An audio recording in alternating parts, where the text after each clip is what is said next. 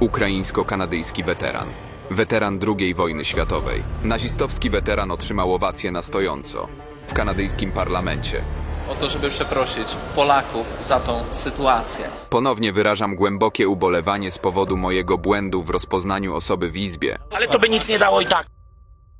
Coraz więcej symptomów wskazuje na to, że cierpliwość Zachodu względem ukraińskich liderów zaczyna się kończyć. I co ciekawe, nie są to informacje z dzienników zależnych od Kremla, ale z znanych i opiniotwórczych źródeł medialnych o zasięgu globalnym. Poparcie USA zaczyna ewidentnie słabnąć, a kolejne kontrowersje wokół ukraińskich rządzących, związane z coraz częściej pojawiającymi się aferami korupcyjnymi, czy też konflikt z polskimi władzami w kontekście zboża, przedłużymy zakaz wwozu ukraińskiego zboża, sprawiają, że część dotychczasowych sojuszników zaczyna mieć mieszane uczucia co do dalszego angażowania się w trwający od lutego 2022 roku konflikt. Dla niektórych sprawy oskarżeń kierowanych przez Putina pod adresem Ukrainy, szczególnie w kontekście nazizmu, nabrały również zupełnie innego wymiaru po ostatnio głośnej aferze dotyczącej uroczystości urządzonej w kanadyjskim parlamencie w związku z uhonorowaniem byłego żołnierza formacji SS Galicjen.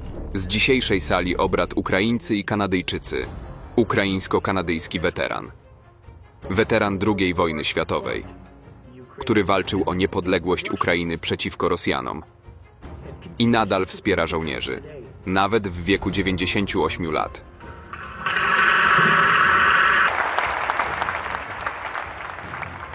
To wszystko sprawia wrażenie, iż nadchodzi gwałtowna zmiana relacji między Ukrainą a jej sojusznikami. Przestańcie z nami pogrywać.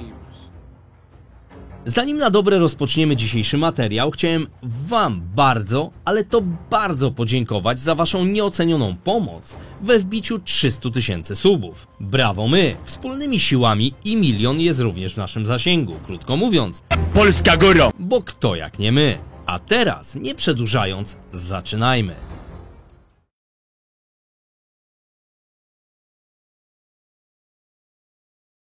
Afera dotycząca Antonego Rota, spikera Izby Gmin kanadyjskiego parlamentu, wręcz wstrząsnęła społecznością międzynarodową i nawet jego przyjęcie na siebie całej odpowiedzialności za określenie byłego żołnierza SS mianem ukraińskiego bohatera wcale nie sprawiło, by wśród wielu sojuszników Ukrainy nagle zniknął niesmak wywołany tym wydarzeniem. Szczególnie, iż nie mniej bulwersujące były próby tłumaczenia, że ponoć nikt, włącznie z parlamentarzystami i członkami ukraińskiej delegacji, nie miał świadomości, kim podczas II wojny światowej był Jarosław Hunka. Żeby było jeszcze ciekawiej, do uhonorowania byłego żołnierza SS doszło w czasie wizyty ukraińskiego prezydenta Wołodymyra Zełenskiego, gdy ten w parlamencie dziękował Kanadzie za zaangażowanie i pomoc przekazaną Ukrainie na rzecz walki z Rosją. Po przemówieniu ukraińskiego prezydenta spiker Izby Gmin wskazał na Hunkę, określając go ukraińskim i kanadyjskim bohaterem walczącym przeciwko Rosjanom. Po czym były SS-man otrzymał od zgromadzonych owację na stojąco, włącznie z oklaskami od prezydenta Zełenskiego i premiera Trudeau. Nazistowski weteran otrzymał owację na stojąco w kanadyjskim parlamencie.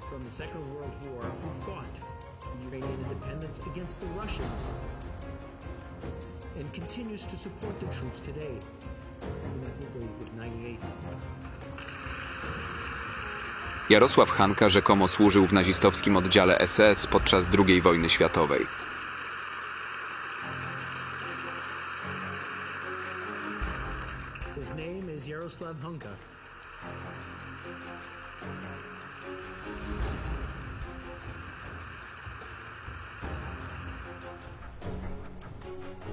Oczywiście jest to niezwykle przykre, że tak się stało. Mówca przyznał się do błędu i przeprosił. Ale jest to coś, co jest głęboko zawstydzające wobec parlamentu Kanady, a co za tym idzie wobec wszystkich Kanadyjczyków. Będzie naprawdę ważne, abyśmy wszyscy przeciwstawili się rosyjskiej propagandzie, rosyjskiej dezinformacji. Skandal ten doprowadził ostatecznie do dymisji spikera parlamentu Kanady. Z ciężkim sercem pragnę poinformować posłów o mojej rezygnacji ze stanowiska marszałka Izby Gmin. Ponownie wyrażam głębokie ubolewanie z powodu mojego błędu w rozpoznaniu osoby w Izbie podczas wspólnego przemówienia do parlamentu.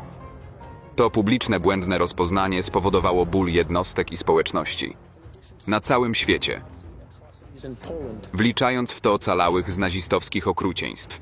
W Polsce i innych narodach przyjmuję pełną odpowiedzialność za moje działania. Moja rezygnacja wchodzi w życie z końcem jutrzejszego posiedzenia w środę 27 września, aby umożliwić przygotowania do wyboru nowego mówcy. Ale pomimo tego, iż sprawa uhonorowania byłego SS-mana zyskała globalny rozgłos, w tym także w Polsce, W Kanadzie doszło do skandalu polegającego na tym, że w parlamencie fetowany był członek zbrodniczej organizacji Waffen-SS Galizien, formacji nazistowskiej złożonej z ukraińskich kolaborantów, którzy walczyli pod dowództwem hitlerowskich Niemiec. Właśnie parlamentu kanadyjskiego Antony Rota nazwał tegoż to członka tej zbrodniczej formacji bohaterem ukraińskim i kanadyjskim za walkę w czasie II wojny światowej z rosyjskim agresorem o niepodległość Ukrainy. Być może dyplomaci kanadyjscy obejrzą tą naszą konferencję prasową. Apel o to, żeby przeprosić Polaków za tą sytuację, o to, żeby taka sytuacja nigdy więcej się nie powtórzyła. niestety ukraińska państwowa agencja informacyjna nie podała jasnej informacji, że oklaskiwany weteran niemieckiej dywizji SS Jarosław Hunka był Ukraińcem, ani też faktu, że zgłosił się on do tej formacji na ochotnika. Ta sytuacja, co oczywiste, nie mogła pozostać bez echa również w kraju Władimira Putina. Dlatego rosyjska agencja informacyjna cytowała swojego ambasadora w Kanadzie, Olega Stepanowa, który zapowiedział, że skieruje oficjalną notę w tej sprawie do premiera Justina Trudeau oraz do kanadyjskiego MSZ-u, by wyciągnięto właściwe wnioski i konsekwencje wobec osób odpowiedzialnych za sytuację, jaka miała miejsce w parlamencie. I w sumie trudno się dziwić. Skoro takie incydenty to prawdziwa woda na młyn dla Kremla, tym bardziej, że jednym z rosyjskich pretekstów do rozpoczęcia wojny z Ukrainą była chęć głoszonej przez samego Władimira Putina denazyfikacji tegoż kraju. Rosja zresztą od dawna zarzucała i wciąż zarzuca władzom Ukrainy nazistowskie sympatie. Ale co równie intrygujące, jakiś czas temu, także w jednej z polskich gazet, konkretnie w Wyborczej, opisano sprawę nagłośnioną w izraelskich mediach dotyczącą tego, że Kijów może nazwać ulicę na cześć twórcy dywizji SS Wołodymyra Kubijowicza, kolaborującego z władzami III Rzeszy nacjonalisty, który był jednym z pomysłodawców utworzenia i który aktywnie brał udział w formowaniu wspomnianej ukraińskiej dywizji SS, do której na ochotnika zgłosił się wspomniany Jarosław Hunka lub, jak kto woli, Jarosław Hanka, a odpowiedzialnej za masowe morderstwa Polaków, Żydów, Białorusinów, Rosjan i innych narodowości. Ale sami Kanadyjczycy przyznają, że historia ich kraju ma swoje mroczne strony.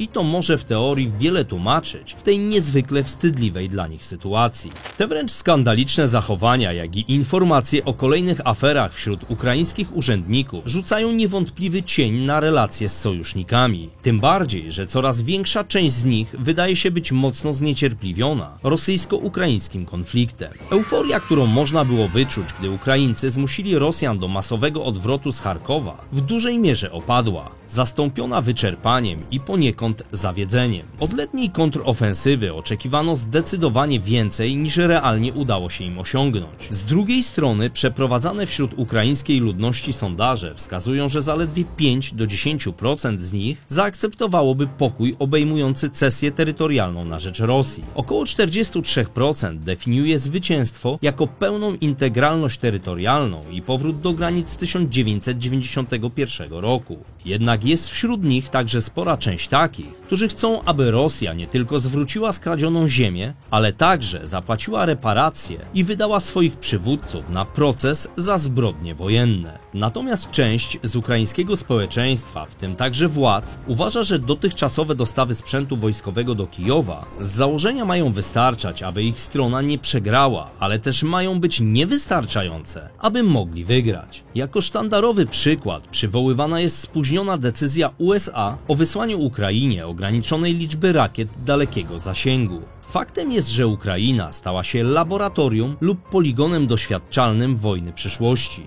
Tylko pominięto w tym wszystkim jeden fakt. Żadna ilość technologii nie jest w stanie w pełni zrekompensować braku doświadczenia samych żołnierzy. Wydaje się więc również, że widząc pewne napięcia między państwami sojuszniczymi, A Ukrainą kremlowskie władze próbują jak zwykle dolewać oliwy do ognia, na co dowodem jest chociażby ostatnio nagłaśniane zarówno w ich, jak i niektórych światowych mediach rzekome zrzucenie przez siły ukraińskie amunicji kasetowej na jedną z przygranicznych rosyjskich wiosek, o czym poinformował gubernator obwodu briańskiego Aleksander Bogomas, nie potrafiąc przy tym przedstawić konkretnych dowodów. Oczywiście takie zabiegi propagandowe ze strony Rosjan nie są niczym nowym i mają również swój konkretny cel, tym bardziej, iż Ukraina otrzymała od USA amunicję kasetową, ale zobowiązała się używać jej tylko i wyłącznie do atakowania żołnierzy najeźdźcy. A sam prezydent Biden wypowiadał się, że była to, tak mówiąc po męsku, cholernie trudna dla niego decyzja, podjęcie tej decyzji, że jednak zostanie dostarczona taka amunicja, która jest chyba w 111 krajach. Generalnie zabronione jest użycie tej amunicji. Chciałem przede wszystkim zapewnić samych Rosjan, że naprawdę nic im nie grozi. Nie tylko zostaną na własnym terytorium, nie wchodzą na terytorium Ukrainy, to żadna amunicja kasetowa nie będzie im naprawdę groziła.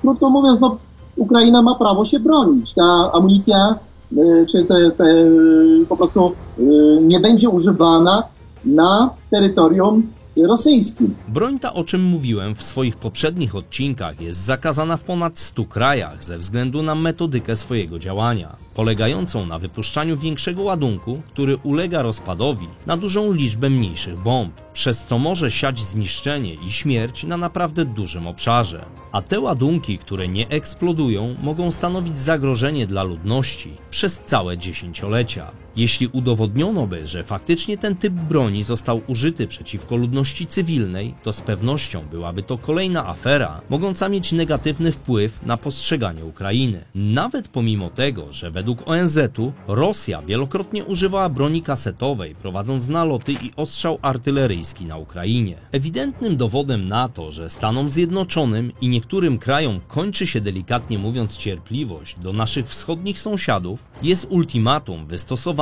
przez władze USA i mające być wdrożone do 1 kwietnia 2024 roku lub wcześniej, a dotyczące niezbędnych reform ukraińskiego państwa. Według doniesień medialnych zastępca doradcy Białego Domu do spraw bezpieczeństwa narodowego i spraw ekonomii międzynarodowej wysłał pismo, które trafiło do premiera Ukrainy i kancelarii prezydenta Ukrainy. W dokumencie przedstawiono niezbędne zmiany i, co istotne, określono precyzyjnie ramy ich realizacji, gdzie najistotniejsze mają zostać zrealizowane w ciągu najbliższych miesięcy. Reformy skupiają się na funkcjonowaniu rad nadzorczych przedsiębiorstw państwowych, organów antykorupcyjnych, w tym wyspecjalizowanej prokuratury antykorupcyjnej, Narodowego Biura Antykorupcyjnego Ukrainy, Krajowej Agencji Przeciwdziałania Korupcji oraz organów sądowych. Jako jednoroczne projekty wymieniono także zmiany w pracy Ministerstwa Obrony Ukrainy i wszelkich organów ścigania. To chyba najlepiej odzwierciedla kończącą się cierpliwość samych Amerykanów. I choć wcześniej wspomniane w dzisiejszym materiale incydenty na pierwszy rzut oka nie są z tym dokumentem ściśle powiązane, to obrazują trudności, z którymi boryka się Kijów w relacjach ze swoimi kluczowymi sojusznikami, w tym także Polską. Co my teraz zrobimy? Przedłużymy ten zakaz mimo ich niezgody, mimo braku zgody Komisji Europejskiej. Tu i teraz z Ełku mówię wszystkim rolnikom w całej Polsce: przedłużymy zakaz wwozu ukraińskiego zboża. Rzeczywiście tonący chwyta się wszystkiego, czego się da. Trochę to jest taka sytuacja jak dzisiaj między Polską a Ukrainą. Ukraina może po prostu utopić ratującego. Oczywiście, że musimy tak działać, żeby się obronić przed uczynieniem nam szkody przez tonącego, bo jak tonący doprowadzi do szkody i nas utopi, to nie dostanie pomocy. Tak Stany Zjednoczone, jak i my Polacy z pewnością zasługujemy na miano najbliższych dotychczasowych sojuszników. Ale wiecie, Stany są far, far away, a my tuż, tuż. A zatem pytanie brzmi, czy aby nie odbije się nam to wszystko czkawką, to pewnie jedynie sam Pan Bóg raczy wiedzieć. Natomiast obecnie tak my, jak i Ukraińcy jesteśmy między młotem a kowadłem. I oby tylko ten młot lub kowadło za sprawą decyzji naszych kochanych władz nie zrobiły nam krzywdy, jak nieraz działo się to w naszej historii. Tyle na dziś, dziękuję za Waszą uwagę. Jeszcze raz kłaniam się nisko za wbicie 300 000 subów i do następnego razu. Cześć i do miliona. Hej. Bednarski na kłopoty ma zawsze środek złoty. Czegoś się martwisz, co ty proste to jak drut. Bednarski na kłopoty ma zawsze środek złoty. Weźmie się do roboty,